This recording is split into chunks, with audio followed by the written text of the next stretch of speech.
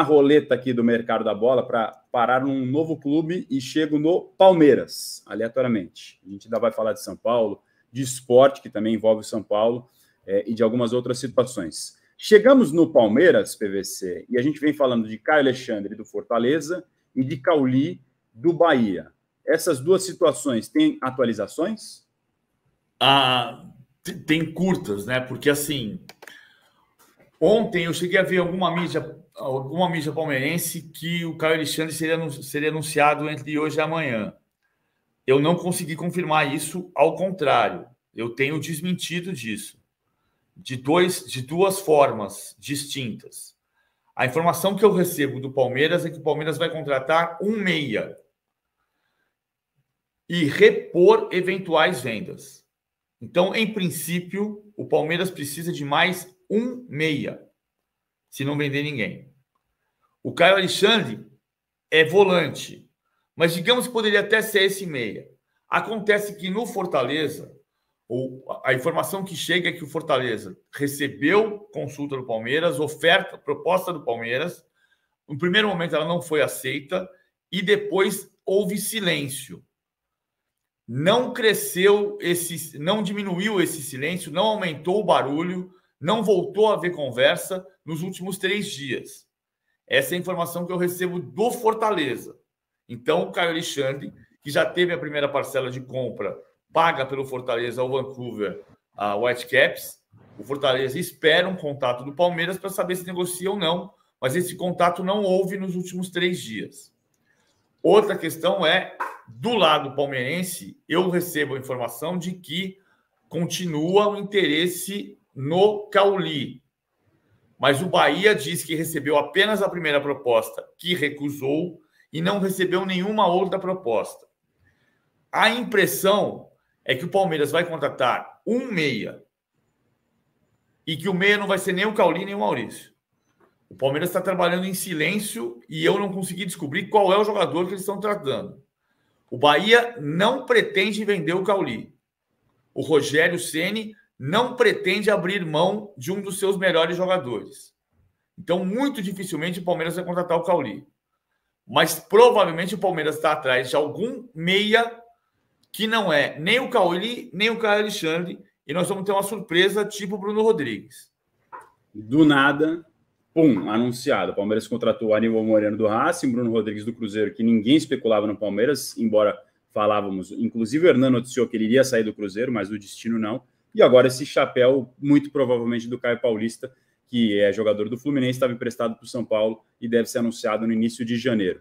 Essa resposta do PVC já responde perguntas do Nelson, que estava perguntando de Maurício, de Caio Alexandre, do Matheus, que estava perguntando sobre movimentações do Maurício podendo ir para o Bahia, está falando aqui no nosso chat. Eu pelo menos não tenho informação disso. Você tem, PVC, do Maurício podendo pintar no Bahia? Não tenho, porque o Internacional também não pretende vender. Não dá para dizer que não vai acontecer. Todo mundo quer o Maurício, né? Palmeiras quer o Maurício, mas não fez proposta. Então, não é... O Bahia quer o Maurício, mas o Internacional diz que não vende. O Corinthians fez proposta por meio do André Cury, do empresário André Cury, mas o Internacional não quer aceitar a proposta pelo Maurício. Então, é difícil. Vamos voltar para o que o Alessandro Barcelos disse para a gente aqui 3 semanas atrás. O Internacional tem uma prioridade: ganhar o Brasileiro de 24. E, para isso, não quer vender jogadores fundamentais. E a explicação do PVC também já responde a pergunta do Rodrigo Soares, que estava querendo saber sobre novidades de um meia no Palmeiras. Ou seja, pode ser que esteja agindo nos bastidores para, em sigilo, fechar com um novo jogador. Rodrigo Soares também faz outra pergunta sobre Marcos Rojo, PVC, jogador do Boca Juniors, que foi expulso, né? Inclusive o Rafael Reis contra o Palmeiras. Inclusive o Rafael Reis traz um levantamento de número de cartões que ele recebe em média nas partidas. 2,5 cartões por jogo é a média de cartões que o Rojo, jogador já experiente, rodado no Boca Juniors, e que estaria como um dos alvos do Palmeiras. O Palmeiras tem interesse nesse jogador, PV? Confiando na informação que eu recebo do Palmeiras, que o Palmeiras só quer jogador, um meia, e repor jogadores de posição que saiam, o Palmeiras só vai atrás de um zagueiro se vender um dos seus zagueiros. Por exemplo, o Luan, que chegou a ter proposta do Krasnodar no ano passado. senão não vai atrás de zagueiro. A proposta pelo Rojo não me parece fazer sentido, com todo respeito a quem está apurando outras coisas, por causa disso, né? O Rojo foi expulso no Allianz Parque e não ficou nem vermelho. Pelo fato de que o Palmeiras não está atrás de um zagueiro nesse momento, e porque o Rojo tem 33 anos.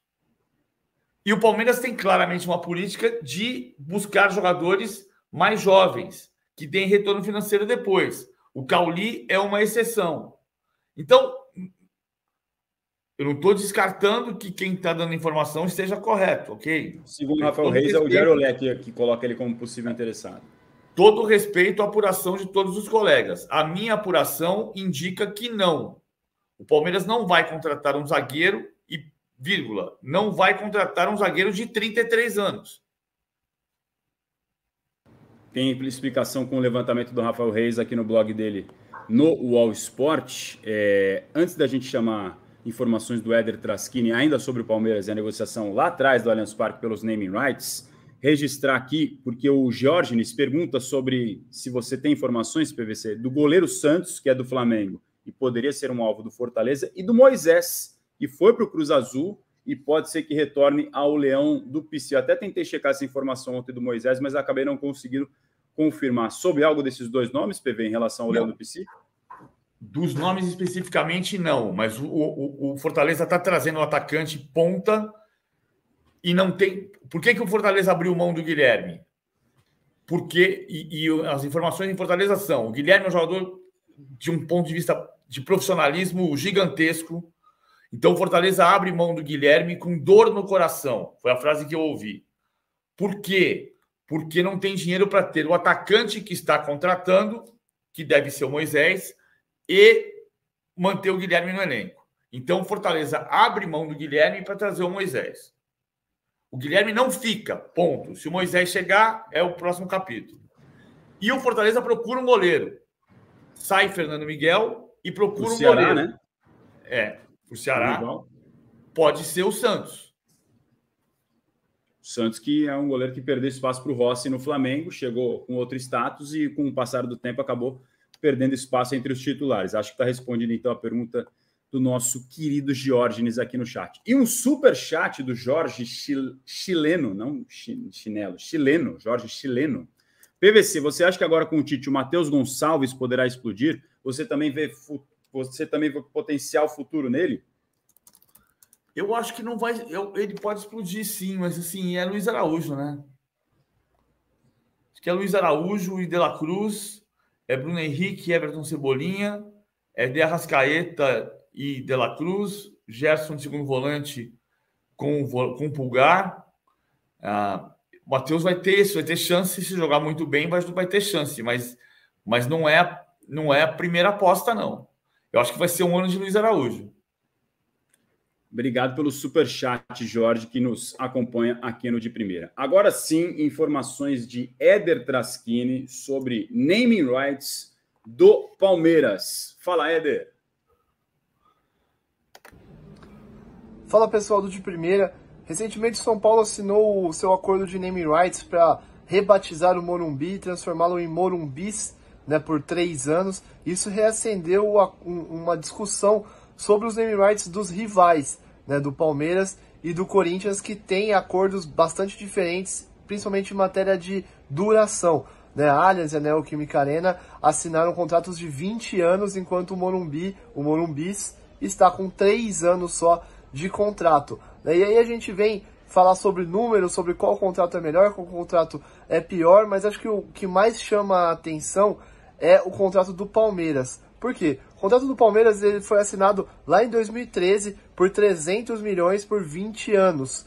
Né? O mesmo número do Corinthians, porém o Corinthians assinou em 2020. E em 2020, se a gente corrigir esse valor aí pelo IPCA, pela inflação, esse montante de 300 milhões do Palmeiras já chegava a 440 milhões aproximadamente. Então o contrato do Palmeiras, de fato, é o maior nesse momento. Claro que o do Corinthians pode ou não superar isso, dependendo da inflação do país nos próximos anos. Mas acho que o mais importante, e que a gente revelou no All Sport, é que o Palmeiras, apesar de ter esse contrato melhor, o Palmeiras quase não recebeu dinheiro por conta desse naming rights, porque a Allianz fecha esse contrato com a Real Arenas, que é a detentora aí que toca o Allianz Parque desde a sua inauguração, um braço da W Torre.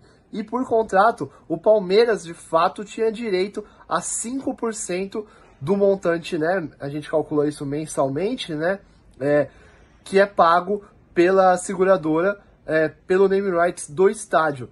Então, lá em 2014, quando o estádio começou, teve a sua inauguração, esse valor estava em 15 milhões. Só que o Palmeiras receberia 5% desse valor nos primeiros 5 anos e, de fato, não recebeu, por conta daquela briga que a gente já conhece, né, o litígio entre W Torre e Palmeiras, entre Real Arena, / W Torre e Palmeiras, e que a W Torre não tem repassado a maioria das receitas, ou se não todas as receitas, ao Palmeiras desde 2015, né? Isso está na justiça, o Palmeiras está processando a W Torre, que também enxerga de uma outra maneira, vê dívidas do lado do Palmeiras e preferia que fosse, pleiteia que fosse feita uma conta final para aí sim ter esse pagamento, né? A gente até procurou a W Torre, que falou com a gente, mas a W Torre prefere não entrar em detalhes de um processo que está na justiça, né? Mas de qualquer forma está lá o posicionamento também da W Torre. Mas o que acontece? O Palmeiras recebeu, desde a inauguração do seu estádio, menos de 500 mil reais.